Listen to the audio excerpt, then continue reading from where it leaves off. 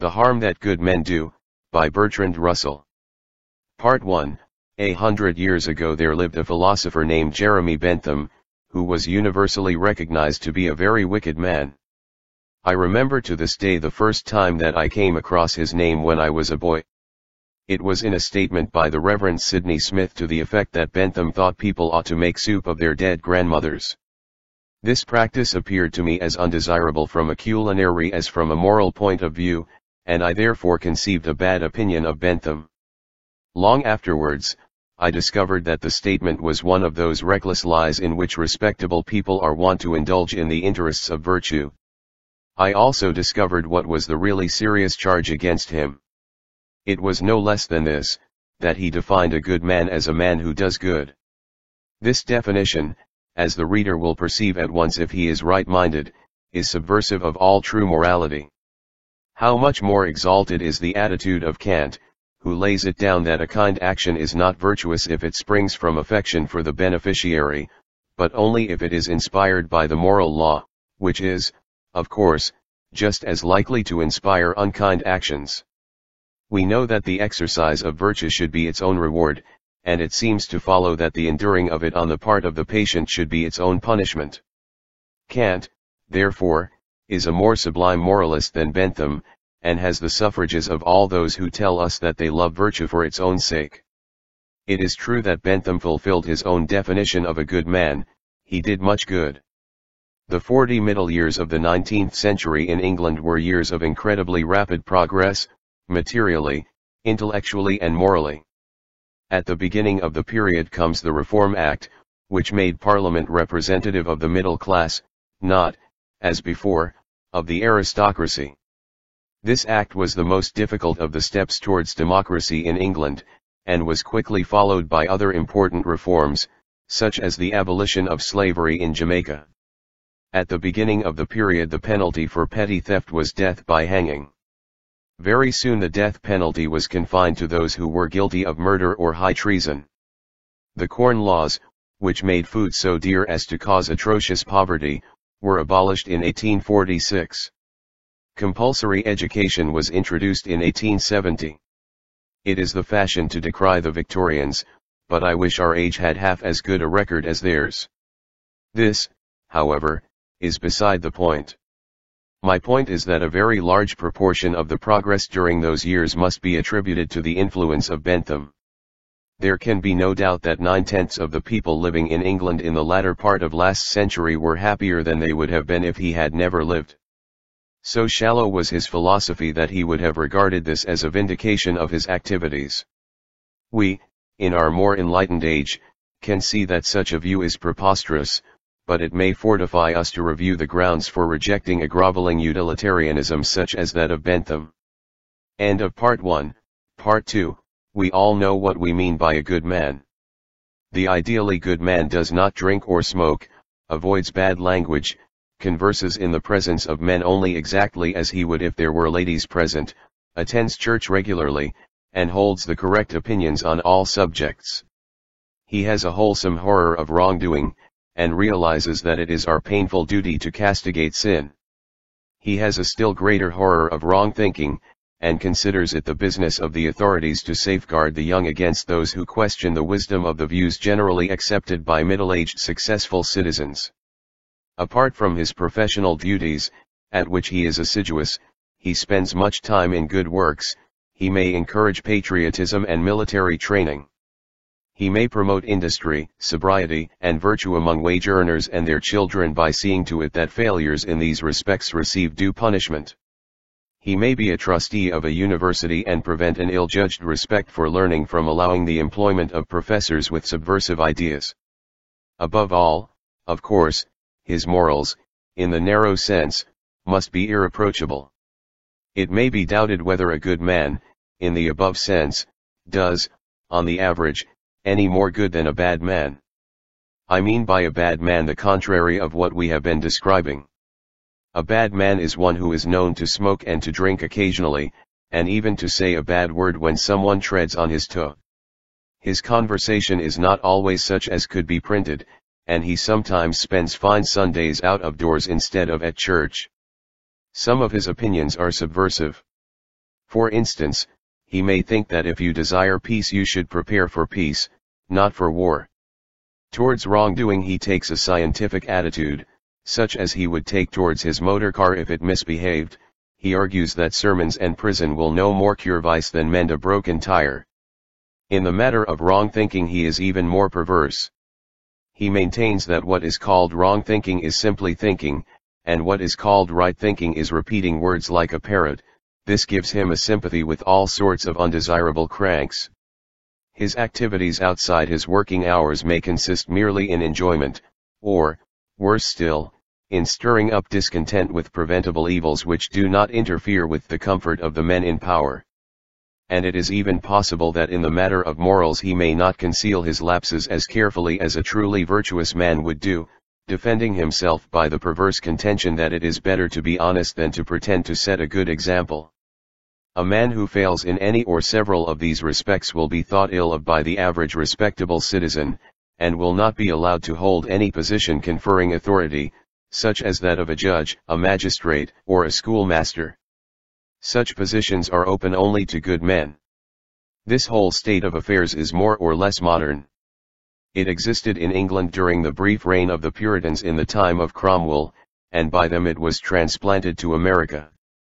It did not reappear in force in England till after the French Revolution, when it was thought to be a good method of combating Jacobinism, i.e., what we should now call Bolshevism.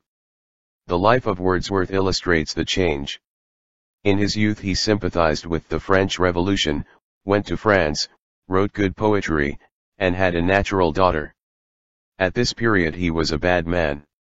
Then he became good, abandoned his daughter, adopted correct principles, and wrote bad poetry.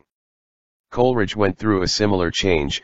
When he was wicked he wrote Kubla Khan, and when he was good he wrote theology. It is difficult to think of any instance of a poet who was good at the times when he was writing good poetry. Dante was deported for subversive propaganda. Shakespeare, to judge by the sonnets, would not have been allowed by American immigration officers to land in New York. It is of the essence of a good man that he supports the government.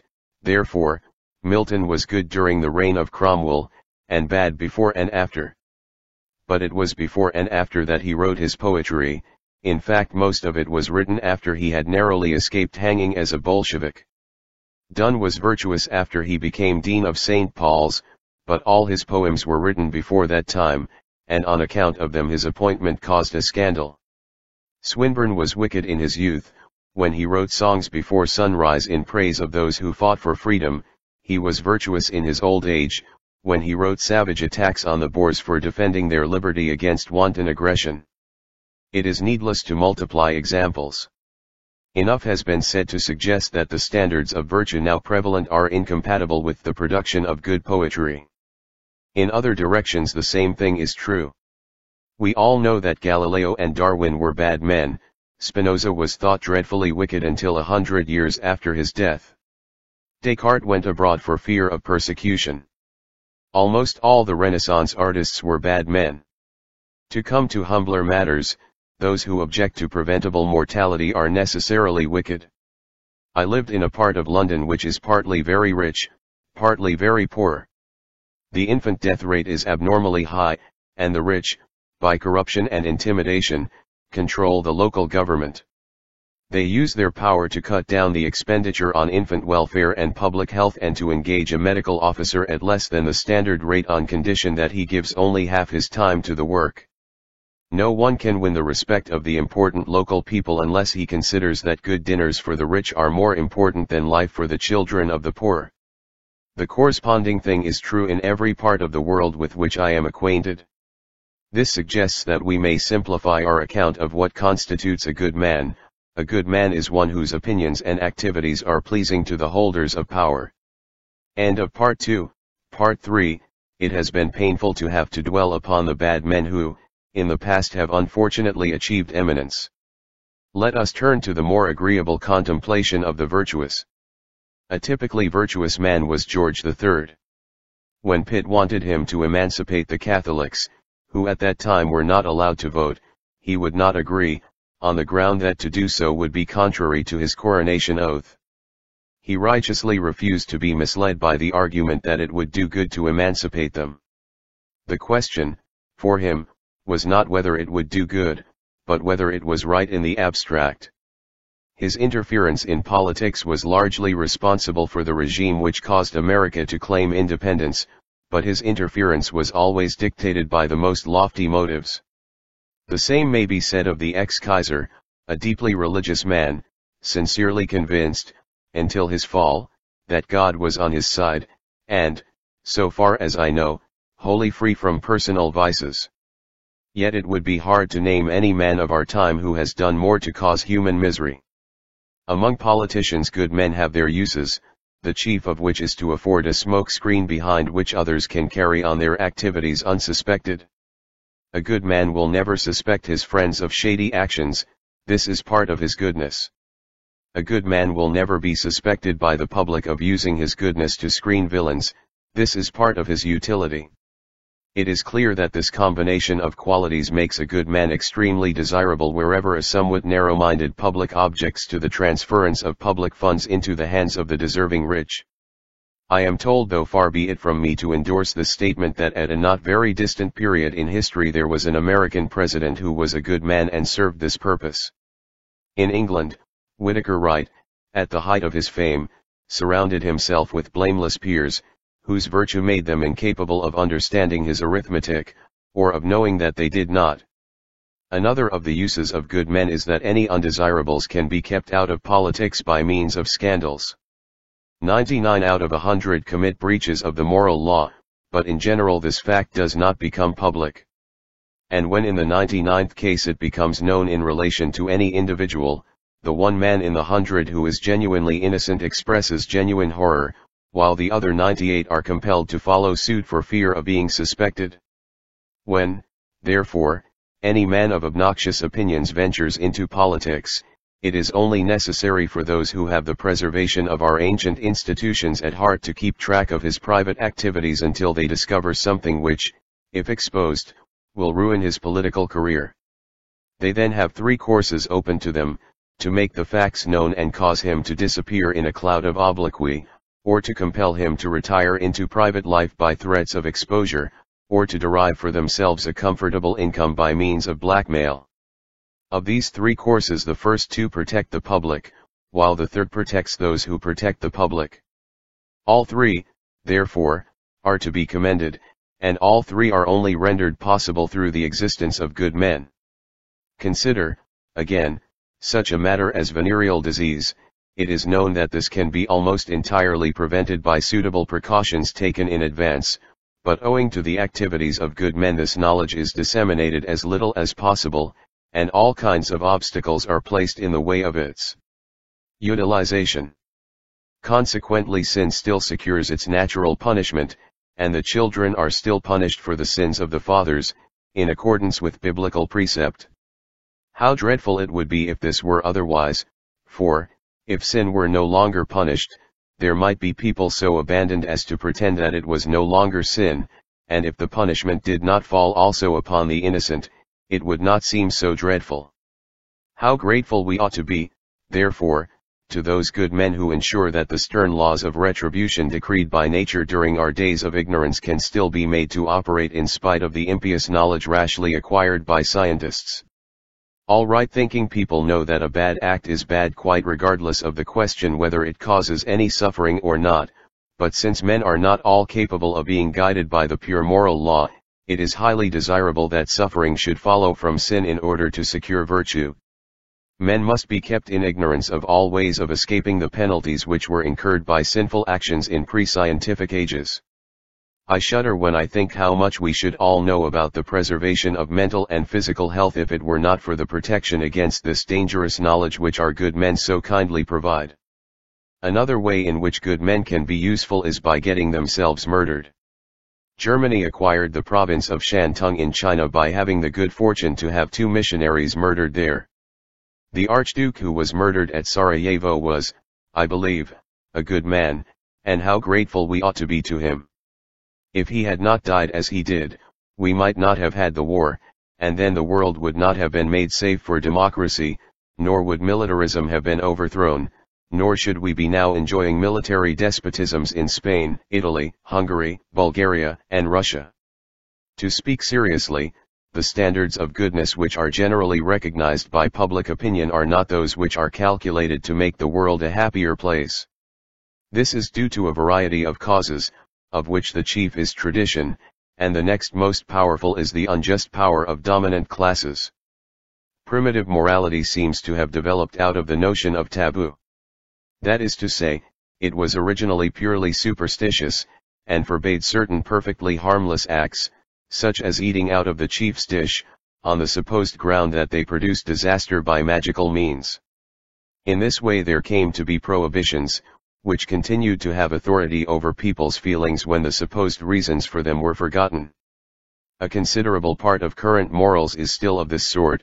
Certain kinds of conduct produce emotions of horror, quite regardless of the question whether they have bad effects or not. In many cases the conduct which inspires horror is in fact harmful. If this were not the case, the need for a revision of our moral standards would be more generally recognized. Murder, for example, can obviously not be tolerated in a civilized society, yet the origin of the prohibition of murder is purely superstitious.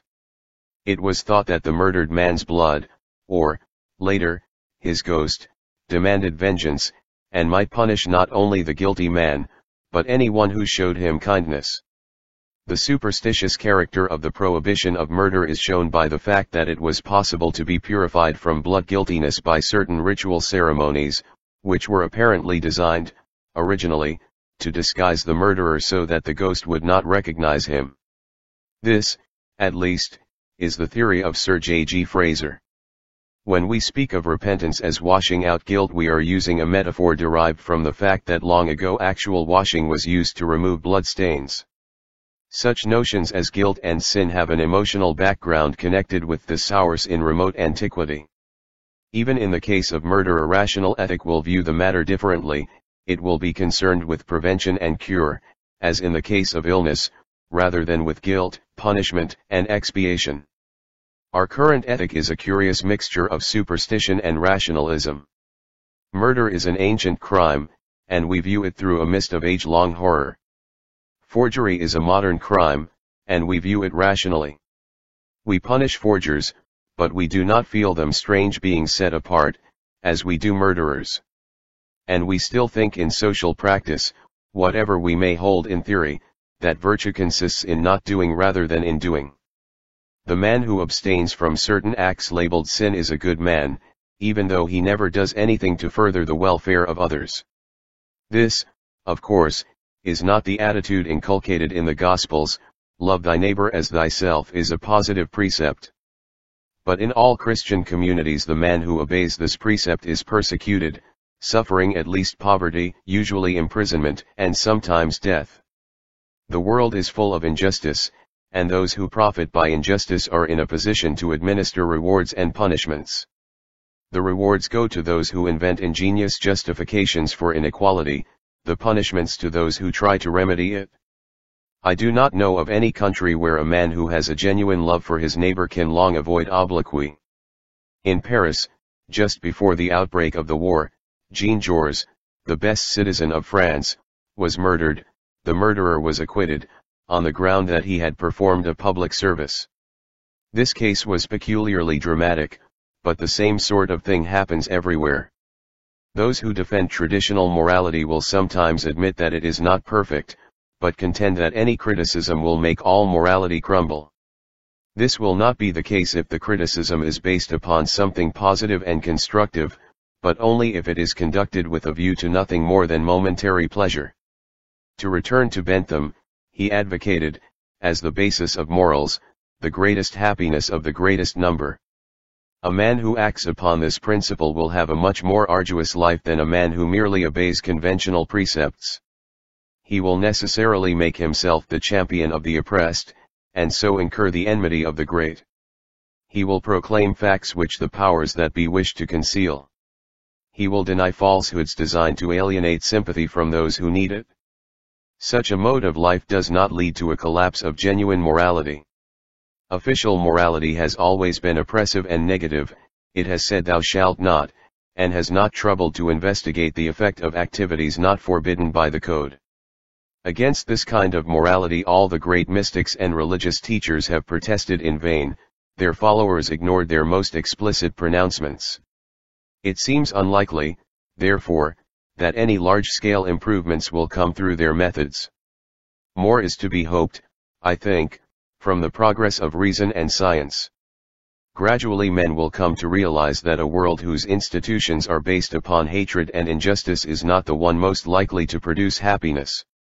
The late war taught this lesson to a few, and would have taught it to many more if it had ended in a draw.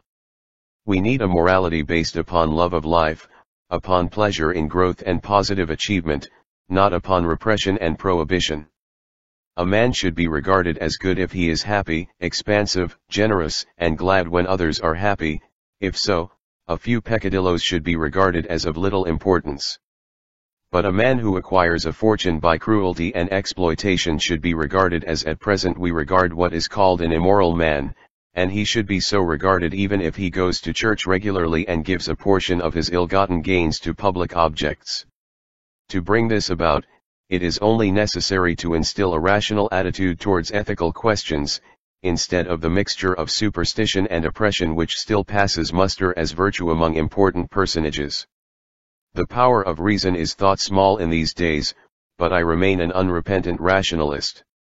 Reason may be a small force, but it is constant, and works always in one direction, while the forces of unreason destroy one another in futile strife. Therefore every orgy of unreason in the end strengthens the friends of reason, and shows afresh that they are the only true friends of humanity. End of the essay The Harm That Good Men Do by Bertrand Russell. Thanks for watching this video. Kindly subscribe to my channel for more such audiobooks.